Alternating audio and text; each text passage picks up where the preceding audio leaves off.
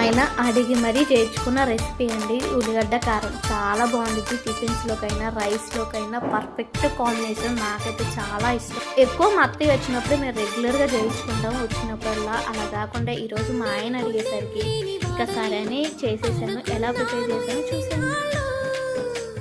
పాపం శుభం లేని వాడిని అల్లుకున్నాయి కన్ని కళ్ళు మైకం పెంచి